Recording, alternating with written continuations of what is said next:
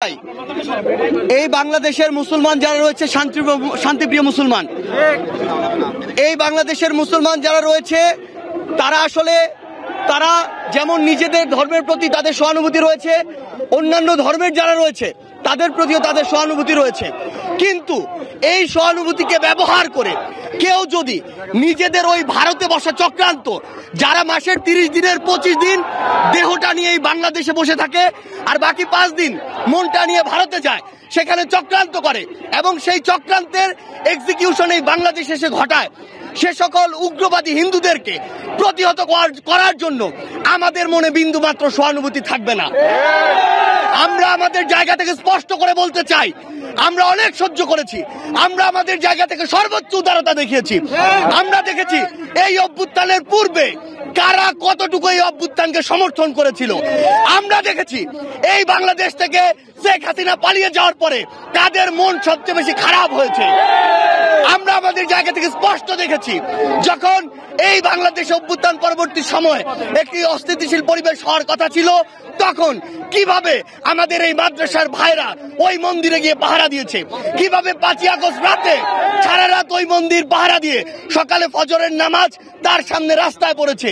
সেখানে এই সহানুভূতিকে কেউ যদি প্রশ্রয় হিসেবে দেখে, আমরা স্পষ্ট করে বলে দিতে চাই, শুধু অন্তর্বর্তীকালীন সরকার নয়, বৈষম্য বিরোধী ছাত্র আন্দোলন নয়, জাতীয় নাগরিক কমিটি নয়, পুরো বাংলাদেশ একসাথে এই সকল উগ্রপন্থীদেরকে প্রতিহত করবে। আমরা আমাদের জায়গা থেকে স্পষ্ট করে বলতে চাই, এসব ইসকনের নামে যেসব উগ্রপন্থীরা বিগত 16 বছরে অসংখ্য অপকর্ম ঘটিয়েছে, ফ্যাসিস্ট আওয়ামী লীগ এ সকল অপকর্মকে মানুষের সামনে আসতে দেয়নি। তারা ইসকনের এই সকল অপকর্মকে মদত দিয়েছে, প্রশ্রয় দিয়েছে, আশ্রয় দিয়েছে, লুকিয়ে রেখেছে। কিন্তু তাদের চরিত্র কি, তারা কিভাবে মানুষকে জবাই করে, এই দৃশ্য আমরা গতকালকে দেখেছি।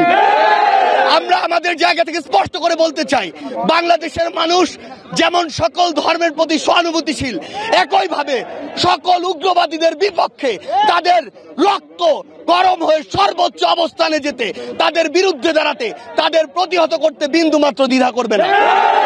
আমরা আমাদের জায়গা থেকে সরকারকে স্পষ্ট করে বলতে চাই, যারা আমার ভাইকে হত্যা করেছে তাদেরকে যদি গ্রেফতার করে দৃষ্টান্তমূলক শাস্তি না দেওয়া হয়, তাহলে পুরো বাংলাদেশের এই যে ছাত্র জনতা একসাথে সরকারের বিরুদ্ধে তাদের জায়গা থেকে প্রতিবাদ জানাবে। আমরা আমাদের জায়গা থেকে বলে দিতে চাই, যদি এই ক্ষেত্রে দৃষ্টান্তমূলক শাস্তি না হয়, তাহলে এটি হবে সরকারের বিচার ব্যবস্থার ক্ষেত্রে অন্যতম একটি ব্যর্থতা।